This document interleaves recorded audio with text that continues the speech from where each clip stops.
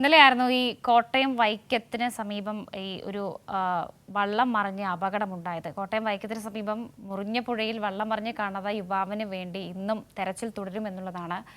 ആലപ്പുഴ പാണാവള്ളി സ്വദേശി കണ്ണനെ ഇന്നലെയാണ് കാണാതായത്. ഫയർഫോഴ്സ് സ്ക്യൂബ ടീമിനൊപ്പം നേവിയിൽ നിന്നുള്ള മുങ്ങൽ വിദഗ്ധരും തെരച്ചിലിൽ പങ്കെടുക്കും. പാണാവള്ളിയിൽ നിന്നും സംസ്കാര ചടങ്ങിലെത്തിയവർ സഞ്ചരിച്ച വള്ളം മറിഞ്ഞാണ് അപകടമുണ്ടായത്. അതിൽ 23 പേർ വള്ളത്തിലുണ്ടായിരുന്നു. അതിൽ 22 പേരെയും രക്ഷപ്പെടുത്തി. ഒരാൾക്ക് വേണ്ടിയിട്ടുള്ള തെരച്ചിലാണ്. ഇന്നലെയൊക്കെ വളരെ ശ്രമകരമായ ദൗത്യമായിരുന്നു. അപ്പോൾ ആ ദൗത്യം ഇന്നും തുടരും. സനോജ് സുരേന്ദ്രനാണ് വിവരങ്ങൾ നൽകുന്നത്. Sanoj, good morning.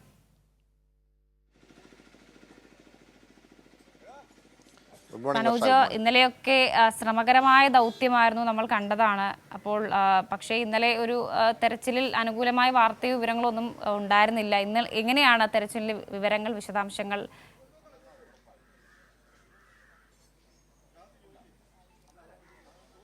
വർഷ സൂചിപ്പിച്ചതുപോലെ തന്നെ പാണാവള്ളി സ്വദേശികളായിട്ടുള്ള ആളുകൾ കാട്ടിക്കുന്ന് എന്ന് പറയപ്പെടുന്ന പ്രദേശത്ത് മരണാനന്തര ചടങ്ങിൽ പങ്കെടുക്കുന്നതിന് വേണ്ടിയാണ് എത്തിയത്.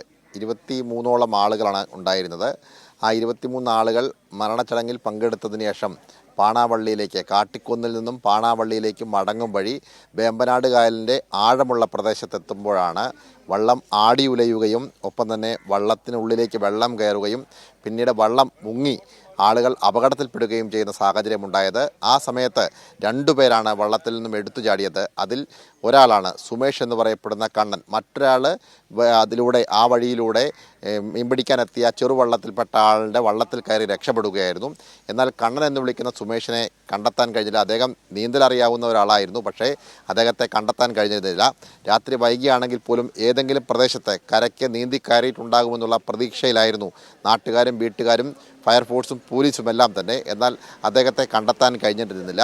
ഒടുവിൽ അദ്ദേഹത്തിന് വേണ്ടിയുള്ള അദ്ദേഹത്തെ മിസ്സിംഗ് കേസുമായി എടുത്തതിന് ശേഷം പിന്നീട് വിശദമായ പരിശോധനയും തെരച്ചിലും രാത്രി വൈകി വരെയും ഇന്നലെ വേമ്പനാട്ട് കായലിൽ നടന്നിരുന്നു. എന്നാൽ കണ്ണനെ കണ്ടെത്താൻ കഴിഞ്ഞിരുന്നില്ല. ഇന്ന് അതിൻ്റെ അടിസ്ഥാനത്തിൽ ഇന്ന് വിദഗ്ധരായിട്ടുള്ള മുങ്ങൽ വിദഗ്ധരെയൊക്കെ നേവിയുടെ സഹായത്തോടു കൂടി സംഭവ സ്ഥലത്തെത്തിച്ച് വിശദമായ ഒരു തെരച്ചിൽ നടത്താൻ വേണ്ടിയുള്ള തീരുമാനത്തിൻ്റെ അടിസ്ഥാനത്തിൽ രാവിലെ തന്നെ തെരച്ചിൽ ആരംഭിച്ചിരിക്കുകയാണ്. കണ്ണനെ ഇന്ന് കണ്ടെത്താൻ കഴിയുമെന്നുള്ള ഒരു പ്രതീക്ഷയുടെ അടിസ്ഥാനത്തിലാണ് ഇന്നും തെരച്ചിൽ നടത്തുന്നത്. എന്തായാലും ഇന്നലെ ഒരു വലിയ ദുരന്തമുണ്ടാവേണ്ടത് വഴിമാറിപ്പോയി എന്ന ആശ്വാസകരമായ കാര്യം തന്നെയാണ് നമുക്ക് നൽകാൻ കഴിയുന്നത്. കാരണം 23 പേർ സഞ്ചരിച്ച വള്ളം, ആ 23 പേർ സഞ്ചരിച്ച വള്ളം കായലിൻ്റെ മധ്യഭാഗത്തെത്തിയപ്പോൾ ശക്തമായ കാറ്റിലും ഒപ്പം തിരയിലും വള്ളം ആടി ഉലയുകയും വെള്ളത്തിൽ മുങ്ങുകയും ചെയ്തു. പിന്നീട് സ്ത്രീകൾ ഉൾപ്പെടെയുള്ള ആളുകൾ വള്ളത്തിൽ പിടിച്ചെടുക്കുന്ന സാഹചര്യമായിരുന്നു. ഇവരുടെ നിലവിളി ശബ്ദം കേട്ട് പ്രദേശവാസികളായിട്ടുള്ള ആളുകളും മത്സ്യബന്ധനത്തിന് പോകുന്ന, കക്ക വാരാൻ പോകുന്ന, ചെറുവള്ളങ്ങളിൽ പോകുന്ന മത്സ്യത്തൊഴിലാളികളും ഓടിയെത്തി ഇവരെ രക്ഷപ്പെടുത്തി ചെറുവള്ളങ്ങളിൽ കരയ്ക്കെത്തിക്കുകയായിരുന്നു.